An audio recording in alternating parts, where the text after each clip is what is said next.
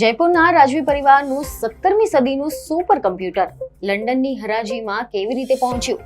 શું કારણ છે કે 17મી સદીનું એક એસ્ટ્રોલેબ આજે પણ સુપર કમ્પ્યુટર તરીકે ઓળખાય છે? માત્ર એક ધાતુના સાધન દ્વારા સમય, દિશા, તારાઓની સ્થિતિ અને ભવિષ્યની આગાહી કેવી રીતે શક્ય બનતી હતી? જો આજે આપણે આ જ પ્રકારનું એસ્ટ્રોલેબ ફરીથી બનાવવાનો પ્રયાસ કરીએ તો શું ખરેખર આપણે તે જ સ્તરની કામગીરી અને ચોકસાઈ હાંસલ કરી શકીશું? તો ચાલો જાણીએ એસ્ટ્રોલેબનો અદ્ભુત ઇતિહાસ.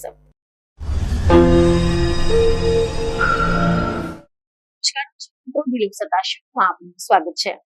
દર્શક મિત્રો, વિજ્ઞાન અને ટેકનોલોજીના આજના યુગમાં જ્યારે આપણે આપણા સ્માર્ટફોન કે પછી લેપટોપ તરફ નજર કરીએ છીએ ત્યારે આપણને લાગે છે કે આધુનિકતાની પરાકાષ્ઠા અત્યારે જ છે.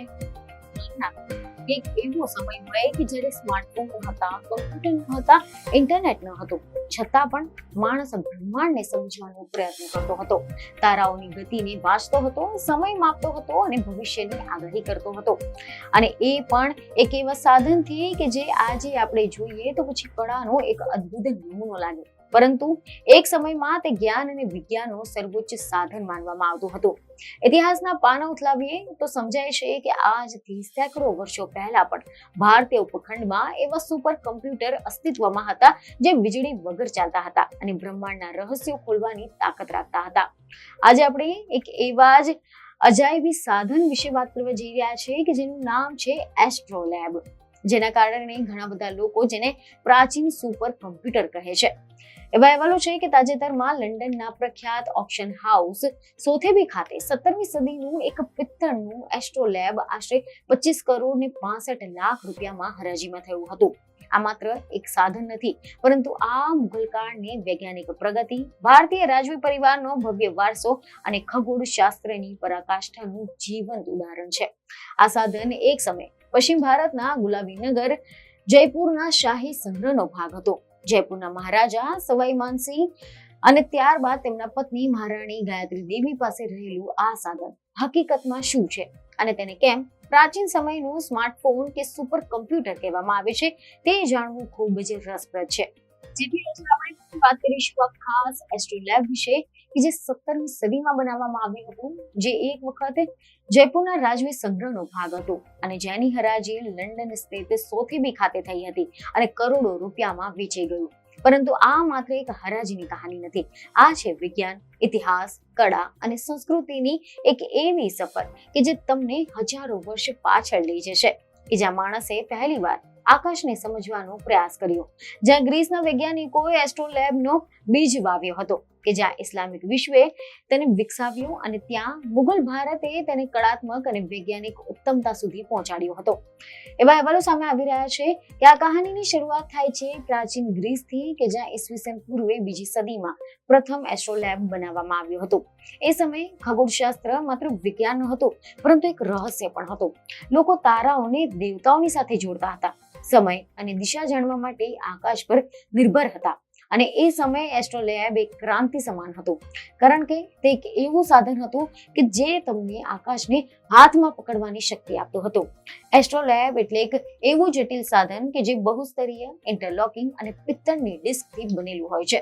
ઐતિહાસિક રીતે તેનો ઉપયોગ સમય જાણવા, તારાઓના ચોક્કસ સ્થાન નક્કી કરવા અને આકાશની ગતિવિધિ સમજવા માટે થતો હતો. નિષ્ણાતો આ સાધનને ત્રિપ્રમાણીય બ્રહ્માંડનું દ્વિપ્રમાણીય પ્રોજેક્ટ કહે છે. જે રીતે આજે આપણે ગૂગલ મેપ્સ કે પછી સ્માર્ટફોન એપ્લિકેશન દ્વારા રસ્તાઓ શોધીએ છીએ અને સમય જોઈએ છીએ, તે સમયે આ પિત્તળની તકતીઓ દ્વારા સૂર્યાસ્ત અને સૂર્યોદયનો સમય મિનિટોની ચોકસાઈ સાથે ગણી શકાતો હતો. એટલું જ નહીં, તેના દ્વારા ઊંડા કૂવાની ઊંડાઈ, દૂરની ઇમારતની ઊંચાઈ અને ગ્રહોની સ્થિતિ પરથી ભવિષ્યવાણી કે પછી જન્માક્ષર પણ બનાવવામાં આવતા હતા.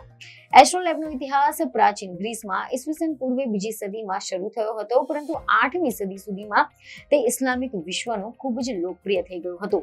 ઇરાક, ઈરાન અને સ્પેન જેવા દેશોમાં તેના નિર્માણના કેન્દ્રો બન્યા હતા. પરંતુ 17મી સદીમાં ભારતમાં મુઘલ શાસન દરમિયાન લાહોર આ હસ્તકલાનું વિશ્વવિખ્યાત કેન્દ્ર બન્યું. જે અત્યારે લંડનમાં હરાજી થઈ છે તે લાહોરની પ્રખ્યાત લાહોર સ્કૂલમાં બનાવવામાં આવ્યું હતું. મીડિયા રિપોર્ટ અનુસાર એવી માહિતી મળી રહી છે કે કેમ મુહમ્મદ અને મુહમ્મદ મુકીમ નામના બે ભાઈઓએ તેમને એક મુઘલ ઉમરાવ અકા અફઝલ માટે તૈયાર કર્યું હતું. અકાફઝલ એ સમયે લાહોરનો વહીવટ સંભાળતા હતા અને સમ્રાટ જહાંગીર તથા શાહજહાંના વિશ્વાસુ હતા. આના પછી સમય પસાર થયો અને આ જ્ઞાન ઇસ્લામિક વિશ્વમાં પહોંચ્યું કે જ્યાં વિજ્ઞાન અને ગણિતનો સુવર્ણ યુગ ચાલી રહ્યો હતો. કાયરો, કોર્ડોબા જેવા જે શહેરો છે તેમાં વૈજ્ઞાનિકોએ આ એસ્ટ્રોલેબને વધુ વિકસાવ્યું અને તેને વધુ ચોક્કસ બનાવ્યું. તેને માત્ર ખગોળશાસ્ત્ર માટે નહીં પરંતુ પ્રાર્થનાના સમય, દિશા અને ધાર્મિક ગણતરીઓ માટે પણ ઉપયોગમાં લેવામાં આવ્યું હતું. આ સાધનની ભવ્યતા તેના કદમાં છુપાયેલી છે, કારણ કે સામાન્ય રીતે એસ્ટ્રોલેબ હાથમાં સમાઈ જાય તેવા હોય છે, પરંતુ આ સાધનનું વજન 8.2 કિલો અને તેની વ્યાસ જે છે તે 30 સેન્ટીમીટર તથા ઊંચાઈ 46 સેન્ટીમીટરની હતી. આ છે કે તે માત્ર એક વૈજ્ઞાનિક સાધન નહોતું પરંતુ એક શાહી દરજ્જાનું પ્રતીક પણ હતું. તેની બનાવટમાં જે ઝીણવટભર્યું કામ છે તે જોઈને આધુનિક એન્જિનિયરો પણ આશ્ચર્યચકિત થઈ જાય છે. તેમાં 94 શહેરોના નામ કોતરાયેલા છે, જેમાં દરેક શહેરના અક્ષાંશ અને રેખાંશની ચોકસાઈ માહિતી આપેલી છે. તેના 5 પ્લેટ્સ એટલી સચોટ રીતે કેલિબ્રેટ કરવામાં આવી છે કે તેમાં 1 ડિગ્રીના ત્રીજા હિસ્સા સુધીની ગણતરી શક્ય છે. આ સાધનની સૌથી અનોખી બાબત તેની ક્રોસ કલ્ચર એટલે કે સાંસ્કૃતિક વિવિધતા છે. તેમાં તારાઓના નામ ફારસી ભાષામાં લખાયેલા છે, પરંતુ તેની નીચે દેવનાગરી લિપિમાં તે નામોના સંસ્કૃત સમાનાર્થીઓ પણ કોતરેલા છે. આ બાબત દર્શાવે છે કે મધ્યકાલીન ભારતમાં મુઘલ દરબારમાં હિન્દુ અને ઇસ્લામિક ખગોળશાસ્ત્રનો સુંદર સમન્વય હતો. જ્યારે મુઘલ સામ્રાજ્યનો જે અસ્ત થયો ત્યારે ભારતમાં રજવાડાઓની શક્તિશાળી બન્યા હતા અને ત્યારે આ અમૂલ્ય સાધન જયપુરના મહારાજાઓના સંગ્રહમાં પહોંચ્યું. જયપુરના રાજા ખાસ કરીને સવાઈ જયસિંહ દ્વિતીય પોતે ખગોળશાસ્ત્રના પ્રખર જાણકાર હતા અને તેમને જ દિલ્હી તથા જયપુરમાં જંતર મંતર જેવી અનેક વેધશાળાઓ પણ બનાવી હતી. સવાઈ માનસિંહના અવસાન બાદ મહારાણી ગાયત્રી દેવી પાસે રહ્યું હતું અને ગાયત્રી દેવીના વૈભવી જીવન અને તેમની કળા પ્રત્યેની રુચિ જાણતી હતી. ત્યારબાદ આ સાધન ખાનગી હાથોમાં ગયું અને વર્ષો સુધી લોકોની નજરથી દૂર રહ્યું.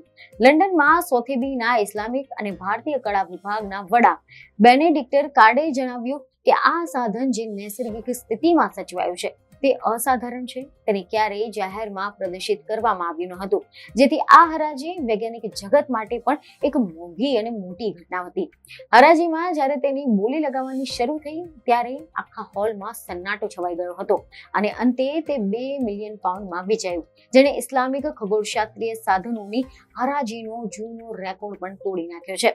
મીડિયા રિપોર્ટ અનુસાર આના અગાઉ 2014માં ઓટોમન સુલતાન માટે બનેલું એક એસ્ટ્રોલેબ 10 લાખ પાઉન્ડમાં વેચાયું હતું, પરંતુ લાહોર સ્કૂલનું આ સાધન તેની તકનીકી ચોકસાઈ અને કળાત્મક સુંદરતામાં તેને પાછળ છોડી દે છે. આની સાથે જ ઘણા નિષ્ણાતો કહે છે કે આ સાધન એટલું સચોટ છે કે આજે પણ જો તેનો ઉપયોગ કરવામાં આવે તો તે અવકાશી પદાર્થોની ઊંચાઈ એકદમ ચોકસાઈથી દર્શાવી શકે છે. તે મુઘલ કાળના વૈજ્ઞાનિકોનું અભિગમનું પ્રતીક છે. તો ચાલો હવે સમજીએ કે એસ્ટ્રોલેબ શું કરે છે. તેવો રિપોર્ટ છે કે તે મૂળભૂત રીતે એક 3D બ્રહ્માંડનું 2D પ્રોજેક્ટ છે, એટલે કે તે આકાશની ગતિને એક ફ્લેટ સપાટી પર બતાવે છે.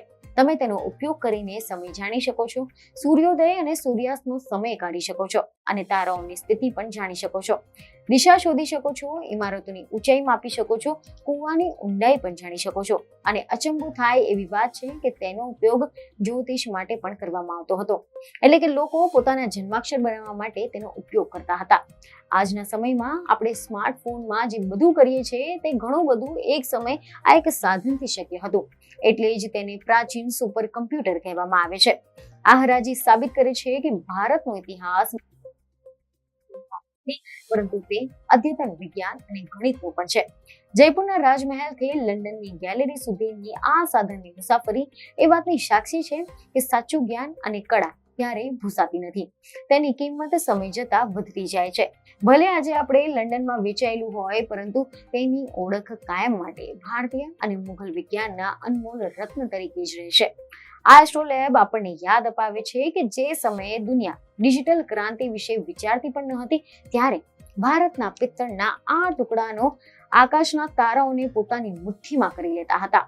આ જ ભારતની અને તેના ગૌરવશાળી ખગોળ વિજ્ઞાનની સાચી ઓળખ છે. 25 કરોડની આ કિંમત માત્ર એક સાધનની નથી, પરંતુ તે માનવ બુદ્ધિ અને કારીગરીની સર્વોચ્ચ ઊંચાઈની સમાન છે. જે સાધન એક સમય મહારાણી ગાયત્રી દેવીના હસ્તે સ્પર્શાયું હતું જેણે સેંકડો વર્ષો સુધી આકાશના નકશા આંક્યા છે, તે હવે વિશ્વના ઇતિહાસમાં સુવર્ણ અક્ષરે અંકિત થઈ ગયું છે. ભારતની આ વૈજ્ઞાનિક વિરાસત હંમેશા આપણને આશ્ચર્યચકિત કરતી રહેશે. આ બધું આપણને એક મહત્વની વાત શીખવે છે કે વિજ્ઞાન અને કળા ક્યારેય અલગ નથી રહેતા. પ્રાચીન સમયમાં બંને સાથે ચાલતા હતા અને આ એસ્ટ્રોલેબ તેનું જીવંત ઉદાહરણ છે. તે એક સાથે વિજ્ઞાનનું સાધન પણ છે અને કળાનું અદ્ભુત નમૂનો પણ છે. અને કદાચ આ જ કારણ છે કે આજે પણ તે લોકોને આકર્ષિત કરી રહ્યું છે. તે આપણને યાદ અપાવે છે કે માણસ હંમેશા બ્રહ્માંડને સમજવાનો પ્રયાસ કરતો રહ્યો છે અને ટેકનોલોજી બદલાતી રહી છે, પરંતુ જિજ્ઞાસા ક્યારેય બદલાતી નથી.